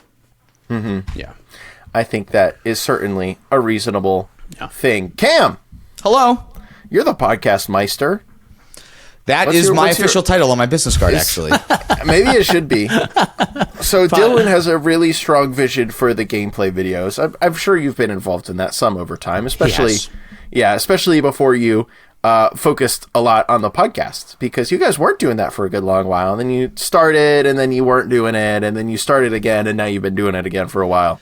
Yeah, it was something that we did originally because maybe we couldn't get a game together for that week or something, right? Or like there was a new set that came out and we wanted to talk about the new cards. So like we liked having like the Play to Win podcast is something we would be able to backdoor into. But when I moved to full time for January 2023, we were kind of looking for something else for me to do. And my preferred medium of like, if I'm going to YouTube, I want something that's a long video that I can like put in the car without having to touch my phone again to set something else up. Like, I don't want to mess with any of that. So like a long form content that's just chatting about a topic that I really like was definitely something up my alley. So while Dylan was looking at games and going, I could do that, I was listening to podcasts going. And doing, oh, I could do that. But I didn't know how to edit, so I couldn't at the time. So I had to get Dylan to teach me. And now I can do it. Now I can. a little multicam gamer. Yeah. Yeah, multicam in a lot of different fashions, actually. Also an editing term, too, so that also works out quite a bit. Yes, that's what I meant. I meant it in a... Oh, I thought you meant between... But just in case the viewer doesn't know, you know. Cameron's got to explain the joke. Just for my... Yeah. So you know, multicam is an editing term. That's why it's funny. I'm saying this to my aunt who doesn't understand. Yeah. Your aunt who's listening to all the content that you make? Yeah. Oh, yeah. Shout out to the I actually family. do have an uncle who watches everything. He doesn't understand anything that's going on, but is like a super hardcore supporter. I love it. I love it. My grandpa's exactly the same. He's like, I tuned into the latest episode of the podcast. Shame about that artist. I didn't really understand anything else, though. Yeah. Thanks, dude. I get that a lot from relatives of like, I saw a part of the video. I had no idea what you were talking about, but it was super good. Just like, thanks. Yes. It is kind of Magic Talk is kind of a different language. It's like it really is. Yeah. It's entirely ungrokkable unless you're very involved already. Oh yeah. So the podcast, Cam, you said you had a vision for it. It's the Backyard Boys. Is that what it is on TikTok? I don't know anything about that, Cam. You'll have to explain it to me. No, that's mostly my vision for the shorts has kind of been like that, like a bit from the podcast that we can take that's got like a couple jokes in there, but also something that you can take away about cEDH or Magic as a whole in general too. Those have definitely been a lot of fun to put together since we started doing that. The podcast vision. Honestly, the podcast vision kind of changes from week to week, and it kind of just depends on like what we want to talk about and how we want to go about talking about it too. Whereas like the gameplay is a little bit more formulaic. Like when I edit the podcast, I can be a little bit more formulaic too. But like the overall vibe of what we're going for in an episode of the podcast is really different depending on what we're talking about. Like a set review is different than if we're playing a game of some kind too. We love ranking cards, but that's also different than like if we have a gripe in the community that we need to talk about, which we really don't. That really only comes up when there's bans, like major bans or something like that. But we had those 2 weeks in a row where it was like huge ban announcement, and then also the RC is relinquishing control right in a row, and we talked about stuff in the podcast, and they were like our best performing videos by a mile for some reason. Oh, yeah. And then right afterwards we're like, let's not do that again. That was too. Unfortunately, if it bleeds, it leads. That's that's the thing. negativity sells. Unfortunately, I also Yeah, really which is- want to say it's the Basement Yard is the podcast that Cameron is talking about, not the what am I Backyard calling Boys. it? The Backyard Basement? Boys. Yeah, I didn't remember what it was either. Basement? The No. Basement Yard. I knew it was a place that began with the B and you were had close. 2 words pushed together in the name of the place. Not the Backyard Boys. Basement. Either way, that's a funny podcast that we got some inspiration from. Sorry, continue. I'm really sorry to them, to the Basement Backyard guys. I'm sure they're very offended. I'm sure they are too, yeah. Yeah, but that's basically the gist of the podcast is the vibe is different from week to week depending on exactly what we're going for. It's stuff we want to talk about. Yeah, that's really what it is. It's just We don't plan until like week about. of. It's just stuff we want to talk about. And I think that's how we don't get burnt out, I think, is like it's just stuff we want to talk about. Actually, what do we want to talk about right now? Right. Okay, let's talk about it. And it's just always about, we always want to talk about Magic, so it's just always Magic. Exactly. Like, we're recording this right now on a Monday. We record episodes of podcasts on either Thursdays or Fridays. And as of this week, I have no idea what we're going to talk about this Thursday or Friday. I was gonna say I was gonna ask if you've had trouble like coming up with topics or whatever, but We have a list. We have like a list of like Okay. stuff to reach from of like whenever we have an fallback. idea. Yeah. The problem is I wrote that list a year and a half ago, and now like there's a lot of times I have to go back in the list and go, none these topics aren't relevant anymore, or I have to go like this is not something that I wanted to talk about then. It doesn't make sense to talk about now. But it is good that we at least have that as like a source of inspiration. We can always go back to that, and it's magic, right? There's new sets that come out every 2 months now. Like 2 months, 1 month. I feel like. Oh yeah, 2 months next year. 2 weeks, yeah. Like it's 2 weeks. There's exactly. always something new that comes out. So like I'm also kind of thankful that like there's this almost infinite, perpetual motion of content that we'll have available to kind of pull from at least, but. I feel bad for people who like talk about TV shows that have been canceled for 10 years. They're the people that have real problems coming up with content to talk It's like, about. well, so. I guess we'll run it back next week when we're going to start rewatching the show for the fourth time. Yeah, all my problems, you just got to put into context, and then they feel a lot better all of a sudden. Cam, I guess that you probably would have one of those podcasts if, you weren't doing this. You would be talking about 10-year-old TV shows that have been canceled for. Oh, probably. I mean, if I'm being honest, I would still have a day desk job right now. And I probably, if it wasn't for Dylan, I wouldn't be in content at all. Honestly, Dylan's the only reason why I'm in content. It's something that like I always wanted to do, but I never had the skills, the editing skills, the equipment, or the cojones to be able to start anything like this. So it was him when he came over to my place one time, and he was just like, man, I really want to start a cEDH channel. And I was just like, man, this guy already does videography. He has a camera. He has lights. What can you do to like help him out and get this done? So be loud.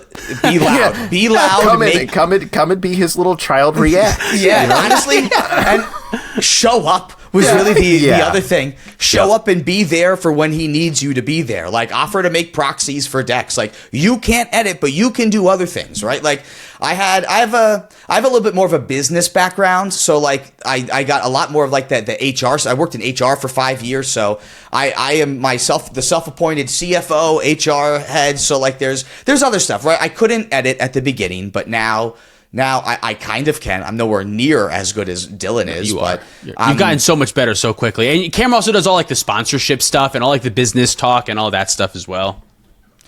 Dylan's a very positive individual to work with. He's really good at remembering the stuff that I don't remember that I also do too. So I'm just overall very thankful that I have someone else to do this with. Yeah. Just in the general. Partner aspect of it makes content a lot easier. Having another person to do it with. And not just because we're a cEDH channel. No, yeah. Yeah, just like having it. Yeah.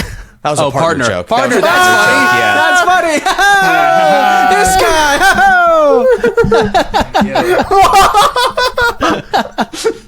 Yeah, but having Get him out of here. Get him out of here. That's good. That's good. Having someone to do it with is helpful. Yeah, for sure.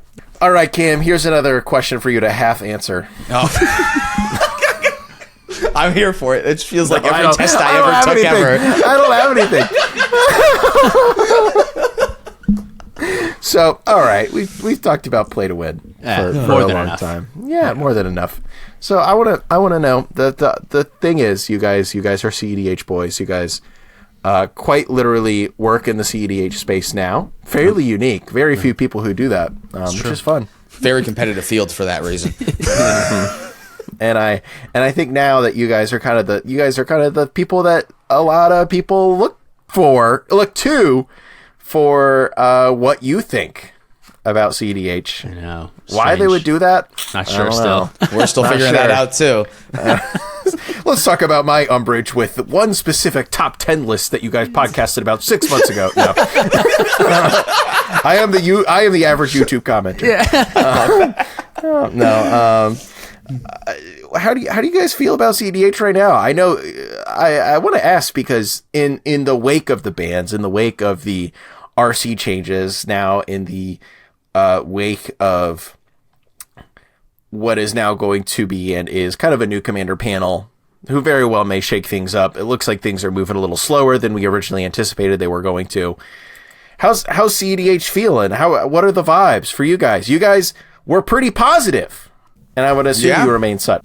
And the entirety of Twitter was not so. So, like, if that was the only space that you were hanging out on, you would have thought that the world was ending.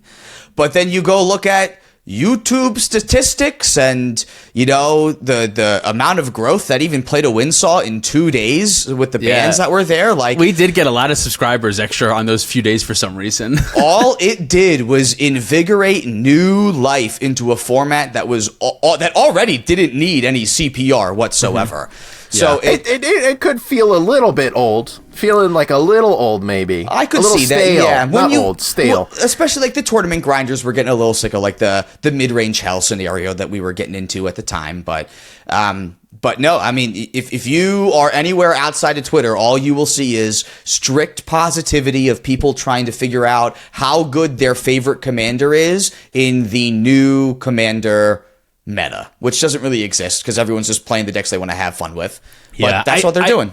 I do think it started to I don't want to say settle because that's definitely not happening yet, but we have started to get some tournaments. And I do think that I'm starting to develop some opinions, I think, because for a while I was just I'm not really sure what cEDH is looking like. I know how I want to play right now in cEDH because when everyone's trying to figure stuff out, that's my perfect time to draw as fast as possible. That's how I've been in other formats of Magic. You were jamming a ton of Rock Silas there for a second. Yeah. And I still am. That is the deck that I'm on right now. I truly do think it's the best deck in the format, even though that's not a shared opinion by all. I think it's just card for card the most powerful deck in the format. But I am starting to get some opinions that I think Thrasios and Tymna is here to stay. I don't think that's a maybe it's coming back. I think Thrasios and Tymna is here. I think that's for sure. And it's strange because my experience has been from playing Rogsai. So from my experience, the games are going very short. Most of them are very quick, or I'm dead very early on, and then I just have to cling on until the end of the game and maybe scrap by at the end. So the games look a very certain way. But if you're not playing Rogsai specifically, the fastest of the fast, all the other games, at least the ones that I'm looking at, they do look very Rhystic Study driven and very Rhystic Study and Orcish Bowmaster controlled. The grind I do think is really still there, but Rogsai and Kurik and these other decks that can win on turn 1 or 2, they make the dynamic so different that it's hard for me to evaluate what is the format like. Because in my experience, there's one format with a turbo deck at the table where everyone must mulligan to turn 1 interaction or you just die. And there's another meta game when you don't play against that style of deck and everyone's trying to grind as long as possible. So I'm still very confused, but that's what I'm seeing right now as of November 11th. As of this timestamp, here's exactly what I think about the format. Yeah, right, yeah. Yeah. Cam, so you hate cEDH now? I am exclusively playing tiny leaders, Cal. Yeah, we've both been on Rograk, though. He's been on Rog Thrasios, and I think both just having our whole decks turned on as quickly as possible, we have found is extremely good. I think I was automatically down. I assumed that all the teamer stuff was automatically going to be kind of downered without Dockside. But you know what's funny? So did I, because I put this Omnath deck together afterwards. Omnath is going to be so cool. Jeweled Lotus decks or commanders that couldn't play Jeweled Lotus because they were too color pip intensive are now stronger because the Jeweled Lotus decks are a lot worse. No. What we learned is that no decks got stronger after the bans. Only decks could get weaker. Some decks just got more weaker than other decks. And even if your deck didn't get as weak as other decks, your deck still might have been really weak. And I feel like that's kind of where it was at with Omnath, where not only did I think that the Jeweled Lotus problem was solved, but it's also losing Dockside, Team, or Sabretooth and the best way to win in the deck. And that's kind of where a lot of these Rograk decks Teamer decks generally were. It was they're trying to do some sort of a Dockside Extortionist loop. And that's completely gone. And now all of your other combos in this color combination are some sort of 3 or 4 color infinite mana combo, whether it's you get Valley Flood Caller, Banishing Knack, and Rock, or even even your good old Dramatic Scepter is still technically a multi-card combo because you need those 2 cards plus more mana rocks to go on after that. So it's just made piecing these win conditions together a little bit more difficult. But what I've liked about being in Thrasios Rograk is that it kind of gives me the best of both worlds, where I do need, especially because I play against a lot of Rogsai now, I do need to be able to have Rograk out on turn 1 so I can make it seem scary. I have Deflecting Swat, Fierce Guardianship, and the Flare of Duplication. That one, yeah. Those 3 cards having active on turn 0, or at least turn 1. Making sure I can do that for free while also having the maximum grind potential to go into the late game, where it's not going to matter as much that my combos are going to take like so many cards to get put together, I think. Yeah, because you just have like more time than you used to. Yeah, exactly. Hopefully. So, like, it's assuming you get past the wrong side check. As soon as, yeah, exactly. Yeah, exactly. So once you pass that threshold, you're in a good spot. So like the color combination's definitely like in a much weirder spot now. You just kind of, I just think it forces you to play certain commanders because of it, though.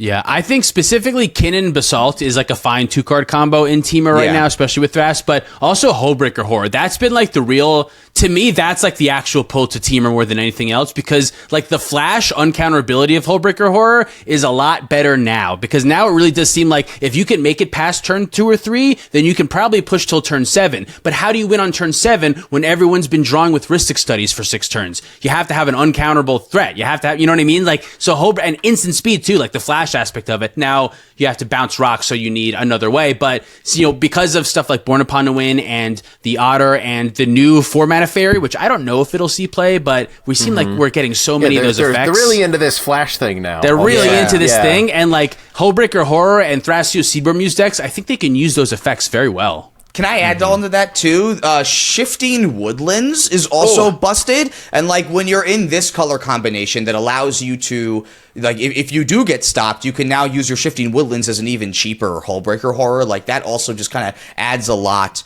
to what you can do. So and difficult to interact with. Like it's hard. You can't counter a Shifting Woodlands becoming a copy of Hullbreaker Horror, right? So it becomes very difficult to interact with. Yeah, so like I think these are kind of the things that we're trying to think about as we're like, all right, I can't play Dockside anymore. I can't play Mana Crypt. I can't play Jeweled Lotus. Like, how am I going to try to win the game now? Yeah, either go as fast as possible or be as uninteractable as possible. That's kind of where our heads have been, I think. Oh, I got something real quick. I've been building Glarb. Can I talk about Glarb for a second? Yeah, that's what does Glarb do? It's a Sultai frog. Yeah, it's a frog. Bloom Bow, right? It's a frog wizard noble. It is Sultai mana, 3 pips for a 2/4 with Death Touch that allows you to tap it and surveil 2, and then also you can play lands and cast spells with a mana value of 4 or greater from the top of your library. So the reason that I like it, number one, I'm sorry to go off on this tangent real quick. I'll get to, because we were talking about flashers, so I'll get to why I like it in a second. But the reason why it's cool is because you get a lot of advantage, but there's no words on it that say draw card. So things like Orcish Bowmaster don't have because you're just casting spells from the top of your library or playing lands from the top of your library. So you're not actually drawing extra cards, but you're still gaining value, which I like a lot. But I've been trying Hermit Druid, or at least I've sleeved up Hermit Druid in this deck. 1, because I want to be nostalgic, but 2, I think the idea of like flashing in an end step Hermit Druid is not nothing. And then the Hermit Druid line, specifically Narcomoeba, I don't want to say it works well with my commander, but I can get a free Narcomoeba by surveilling it, so that's not nothing, right? And then there's the Fate Stitcher, which works really well in the Hermit Druid line, works really well with my commander by untapping it, works really well with the One Ring, works really well with some Doomsday lines, which this commander can also play Doomsday in a pretty cool way by using your frog to crack the Doomsday pile. So realistically, it's probably not as good as Thrasios Tymna, but it is something that I have been thinking about recently. I don't know. Maybe you just need to put in a little. Oh, I lost it. It's gone. I was gonna make the worst card suggestion imaginable. Okay. Thought Lash. You need Thought Lash in that deck. That'll fix all your problems. You know, if you're looking for a one power and toughness creature so bad, have you thought about Fugitive Wizard, Dylan? You could play Fugitive Wizard in the deck. Did I mention a one power and toughness creature at all? Yeah, Narcomoeba. Yeah, you're so obsessed with this Narcomoeba in this deck. Oh, yeah. It works with Hermit Druid, and it works with the Doomsday line to be able to... So well, yeah. Oh, okay. Yeah, it's probably not good. I was texting Cam, I'm making excuses, right? Because I just want to play Hermit Druid. Like, this is probably not good. But flashing in Hermit Druid's way better than just casting it and passing the turn. So flashing in Hermit Druid is I don't know. It's something, I think. Flashing in Hermit Druid, untap, slam down Dosin. I'm thinking, I don't know. I'm working outside the box here. We'll see. Dosin, that's a fun one. Dosin's a fun one. Yeah, I think Dosin's not terrible. I've never liked it in the past, but maybe in this deck, we'll see. Well, it's a little grand abolisher action. If I'm going to play Doomsday, I got to try something. You know what I mean? I'm going all in on gushing my lands because that's the whole nice gush with on top of your library. You can use your Glarb to cast the gush on top of your library to crack the Doomsday pile. I see where I see you're saying that this is not good. Don't think that. Think about how it could be good. I could, Dylan, I think I'm seeing the vision. There's something. I think you're cooking. I think you're cooking. I don't know if you're burning. How about this? I don't want to seem like the threat. You know, if I'm playing Timid Thrasios, everyone thinks I'm the threat. I'm just playing a frog. Don't look at me. So I think this is kind of the fun thing. I think because like a lot of before these bans and stuff with Lotus, Mana Crypt, etc. I don't know if people ever would have dreamed of just playing a commander that was triple pips. Unless they were so in love with it that they decided to make it their entire personality, right? That was kind of just like a non-starter for a lot of people. Yeah, I think you're right. And also, I think like the explosiveness of Mana Crypt and Jewel Lotus going means that a lot of your hands are more consistent. So I think if you're like a really good player, I think this meta favors you more because you're not going to lose to like an explosive out of nowhere Mana Crypt Rhystic Study where you might have lost to that before. If that makes sense, like all your cards are closer in power level, so you have as like an experienced player, I think you gain an advantage from being able to like weigh what could happen a little bit better. Mm-hmm. Does that make sense? We got a power flattening. Yeah. Weirdly, like it cuts down on the variance of like a game being I hate the term non-game because every game is a game. You just didn't have fun that game. Like it's still a game. So like it just cuts down on the amount of times that like a less than exciting for your opponent's Rhystic Study on turn 1 comes up like that, which I think just kind of makes the format a little bit better for everyone. Like I know Rhystic Study and Mystic Remora are two like kind of hot button cards. A lot of people are still kind of pushing and hoping that they get banned, but I feel like if they're not on turn 1 as frequently, it's a lot less egregious. I don't know. I still think they're the best cards in the format, but I don't think that they need to be banned. I think they do more good than bad. Fully agree. More good than bad? I think so. I think they help you crawl out of mulligans better. I think I don't know. To me, they're such an integral part of the format. It feels like that's what the format is. To get rid of those cards would remove like such a cool aspect of the format. I don't know. I like them. Well, they did that with Crypt and Dockside, so I don't want to use that as a reason to not ban things. Right. Yeah. I think it's more so it actually like helps you stay in the game. Like at every point in the game, those are good cards and it can help you get back in. And as a competitive player, as a competitive player and as a commander player, two different kinds of players together in one. I don't want to sit there and go, I can't win this game, and I'm stuck here for another hour as people are trying to figure stuff out. Because I don't want to concede because they might draw, and then I'll get the draw point or something. Right, like conceding brings my win percentage from 0.05% to 0% immediately. And if I can still play to an out, I want to play to that 0.05% if I can. And Rhystic Study just helps that 0.05% become 1% and then become 10%. And then people go, this guy's out of the game. We're going to feed him cards. And then all of a sudden they have this turn where they're like, and all of a sudden you're all the way back. Yeah, all of a sudden like they're going into their turn. They have 12 cards and you go, we weren't paying any attention to this and now they're going to win. Like I want as a player to be able to experience that on the Rhystic Study side of things, right? Like it gives you something else as an opponent to have to think about, which is something else I want. And I want to cut down on the tough decisions that I have to make inside of a game. That makes it less fun. Cal, how do you feel about the Rhystic Study Mystic Remora world? Is that what you're looking like? Does cEDH look like that to you, of like a bunch of Mystics and Rhystics? I think so, yeah. I haven't gotten to play as much as I would like post-ban, just because I haven't been able to make it down to the local shop all that much, which is how I get most of my interaction with the format these days. But so many of the games that I have gotten the chance to play, or that I've seen on gameplay channels, or in the occasional tournament that I've got the Bird or whatever locally here, because there's a shockingly large cEDH scene in Columbus, Ohio. We take that. But if there's blue in the pod and we make it past like the ROG side check or whatever you want to call it, then it does seem to me so much so like it is all about Mystic Rhystic. It's all about the draw engine, and that's going to exist no matter what. I fully agree. Whatever the draw engine is, Rhystic Study does feel like kind of the power outlier of the whole situation to me, but I'm always a Rhystic Study defender, I think. At the end of the day, I don't think we need to do anything. It's just one mana. Just pay them one mana if you're so sick of it. And yeah, to Cam's earlier point, I think it is the best thing we have kind of like as a catch-up mechanic in the format, and I think that's fine. And especially I think if Dockside's going to go. And like, there's obviously arguments for like, we can make these same arguments about Mana Crypt and any other card, but like, I think part of the joy of Magic is that a less experienced player can beat a more experienced player because of variance. That's what makes the game so cool, is because new players can be better players and then they get to fall in love with the game. And Rhystic Study helps that happen, while also just being like a fun, powerful card that lets you do cool play patterns and is just like the epitome of like what's good in cEDH. I feel like is just like Draw Engine, like all these other things like Fairy Mastermind and Ledger Shredder. They just look like Rhystic Study. That's the only reason we play them. I don't know. I like that. And then we cut them because we realized how bad they're they not are as in good. comparison. Yeah, we're like, I just mulliganed to Rhystic Study bad. instead. Actually, never mind. Yeah, I mean, even as a new player who is losing the game but drawing 50 cards with Rhystic Study, you're still having fun, a blast. actually. It's fun. Yeah. It's so much fun. Drawing cards is so fun and good. Fun. It's I love so drawing cards. fun. Yeah. Man. What do we hate fun? Oh my god. Well, I believe my interpretation of much of the cEDH space is, yes, we do hate fun. We're here to hate. We're here to win, no matter what. Make sure no one else has fun. Yeah. And no one else has any fun. That's why no one else wins. Only I win. That's why we're in mid-range hell. We don't want to play a bunch of games. We want to play one long game where nobody wins, and we go to time instead. This is not my philosophy. I would like to win or die on turn 2. Is the future of cEDH bright, gentlemen? See, it looks almost like it as bright as your room, Cal.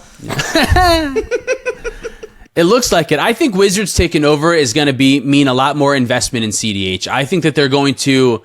I think they're like, how can you not, from Wizards' perspective, how can you not see Commander as the most popular format by a billion miles? And the thing that you have historically done for 30 years is competitive tournaments. How could you not look for a way to combine those things as a business who's taking over the format? Like, it would feel almost bizarre if they didn't do anything with cEDH now. Whether it's good or bad, I have no. They're a business. Yeah, so, it seems fairly neutral. Right, you know what I mean? But I think there is upside of like, we could get a cEDH Pro Tour. We could get big, they could figure out ways to get around the fact that Time Twister is $10,000 and offer proxies for tournaments or something like that. Like, I do think that they're probably looking at ways to make cEDH a bigger thing, or at least like make Commander in a competitive way a bigger thing. I doubt they'll call it cEDH. They'll probably, like how they renamed EDH to Commander, they'll probably try to, I don't know, rename the bucket where cEDH is or something. But I see a lot of high potential. I don't know. I'm excited for what they could do. Yeah, me too. I think that's all that it is. It's a bunch of potential, and it's scary when you don't know what's to come, and like it's all just in theory, and we can sit here and speculate, but the reality is no one knows what's going to happen, and it doesn't make sense to sit around and just like wallow in your own negativity about what could be, just for it to turn out to not be like that at all. Realistically, my experience, Magic is it's only as fun as the people that you play with, that also sounds kind of corny, but like, as long as your group can continue to have fun playing Magic, it kind of doesn't matter, right? Like, what Wizards does is a lot less relevant, it seems like. I don't know. Yeah, I think you can still have fun playing Magic kind of no matter what. Independent of Wizards of the Coast. Yeah. What are they going to do? Print a card that ruins the format? Just don't play it. Come on. Yeah. Just stop They'll playing. never do that. Split second. Never do that. Split second, win the game, 0 mana. Yes, do it. Well, Cam and Dylan, I think that's about all I've got in for you. I asked you 2 questions. Is that? Oh, and sorry. We've been talking. No, kidding. I asked you way more than that. Honestly, I asked you way more questions I kind of black out whenever I record content, so I would have believed you if you told me that you only asked 2 questions. Honestly, you just are like taking in information and immediately just being like, no reflection. It's the no alternate. thoughts, It's the alternate only personality vibes. that I've put forward right now. He's And in then control. if the camera is not in front of you, you're just Jay chilling. Yeah. He's like Cavendish, but instead of being asleep and having the alternate personality comes out, it's like this. What is that reference that you made? That's Wait, a One Cam, Piece I joke. forgot you were a One Piece gamer. Yeah, I just finished Dressrosa, so I now need to make the transition from Hulu to Crunchyroll. But once I do that, I'll be back on track. Yeah. Wow, congratulations on making it through Dressrosa. Thank you. I appreciate that. That was a long arc that started really good and got really boring as it continued. I would agree. There's some real high points toward the end, but man, are they surrounded by some not great points. Definitely true. Anyways, Dylan and Cam, thank you for coming on the Herald's Horn. Is there anything you would love to leave the listeners with? No, thanks so much for having us. This is a great conversation. Hopefully Some of it was entertaining. Yeah, hopefully you can make something out of this. Oh my god. Yeah. Oh, I'm just going to publish the entire thing unedited. Nice. I'll take it. All right. yeah. Thanks for coming on. See you next time. Thanks for having us. Thanks so much for listening to this episode of The Herald's Horn. Herald's Horn is hosted, edited, and produced by me, Cal Jones. The co-hosts are Emma Partlow, Lexi, better known as Black Girl Mage, and Dan, better known as Moderately Anonymous MTG.